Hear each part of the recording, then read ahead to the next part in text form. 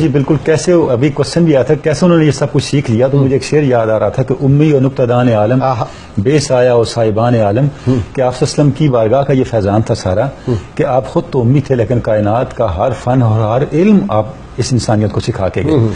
تو جب صدیق اکبر کی شخصیت کو ہم دیکھتے ہیں, امی کا ایک مطلب بڑا اچھا مارٹن لینز نے لکھا تھا اور شوان نے بھی وہ لکھا اپنی کتابوں میں, وہ مجھے بڑا پسند آیا. انہوں نے کہا امی کا مطلب ہوتا ہے ایک سفید پیپر جو ہوتا ہے, سفید کاغذ جس پہ سوائے اللہ کریم کے کوئی اور نہیں لکھ سکتا. اصل وہ چیز جو اپنی اصل حالت میں ہوتی ہے ایسے ہی ہے, ایسے ہی ہے. لیکن جی آپ وسلم کے شعور پہ تو آغاز ہی وہی سے ہوا. امی کا مطلب یہ ہے کیونکہ وہی وہ چیز ہے جس نے وہیں اترنا تھا جو بالکل صاف ہو, تو وہی کا تقاضا ہی بنیادی یہی تھا.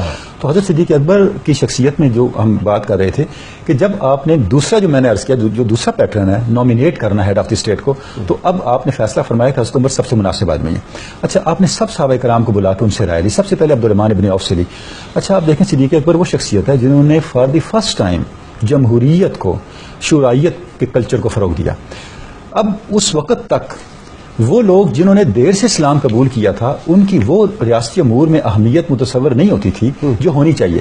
ٹھیک, سیدنا صدیق اکبر نے یہ فیصلہ فرمایا کہ جو اہل مکہ ہیں ان سے بھی مشورہ لیا جائے. اب آپ دیکھیں حضرت عمر فاروق جیسی شخصیت نے اس کی مخالفت کی کہ وہ تو بعد میں مسلمان ہوئے ہیں, ہو سکتا ہے ان کی رائے اسلام کے حق میں اتنی بہتر نہ ہو. حتیٰ کہ جب مال غنیمت بھی آتا اس میں کی تقسیم میں بھی ایسے مسائل ہوتے, آپ نے فرمایا نہیں, اگر ہم سابقون الاولون ہیں تو ہم ایمان میں ہیں, اس کا اجر آخرت میں ملے گا.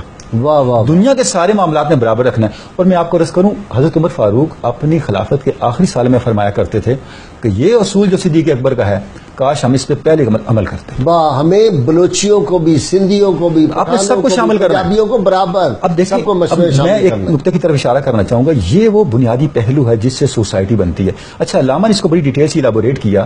علامہ کی اگر آپ پوری وقت سے اٹھا علامہ اقبال تو واحد ایک سورہ اخلاص ہے جس کی علامہ اقبال نے تفسیر بیان کی ہے. واہ, اچھا وہ تفسیر صدیق اکبر سے بیان کی ہے. اچھا فرماتے ہیں من صدیق را من شب دیدم بخواب, کہ میں نے خواب میں سیدنا صدیق اکبر کو دیکھا اور میں آپ کے راستے سے پھول چن رہا ہوں, تو میں نے آپ سے عرض کی کہ حضور میرے یہ مسائل ہیں, یہ امت کے یہ حالات ہیں, تو ہمیں کچھ آپ درس دیجیے. تو آپ نے فرمایا تم کس مسئلے میں پڑھے, تم سارا درس اور آب و تاب سورہ اخلاص سے کیوں نہیں لیتے. اچھا اب اس کو اگر آپ دیکھیں قل واللہ احد الفاظ ہیں ذہن میں پوری کی پوری موجود ہے. آپ کے میں عرض کرتا ہوں اب قل واللہ احد اللہ الصمد ہر ایک کی تفصیل بیان کی. میں صرف اللہ الصمد کے بارے سے بات کہنا چاہوں گا جو صدیق اکبر کے کریکٹر کو ہمارے سامنے لاتا ہے.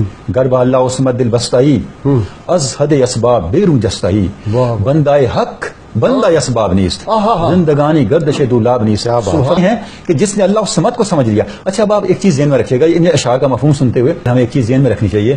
ہمیں تاریخ یہ بتاتی ہے کہ سیدنا صدیق اکبر نے ایک انگوٹھی پہنی ہوتی تھی جس پہ لکھا ہوتا تھا نعم القادر اللہ, اللہ ہر چیز پہ قادر ہے اور سب سے بڑا قادر ہے. علامہ فرماتے ہیں, اقبال کہتے ہیں کہ مجھے سیدنا صدیق اکبر نے یہ بتایا اگر تو نے اللہ الصمد کا مطلب سمجھ لیا ہے تو پھر تیرا دل ہر ماں سوا کے خوف سے آزاد ہے.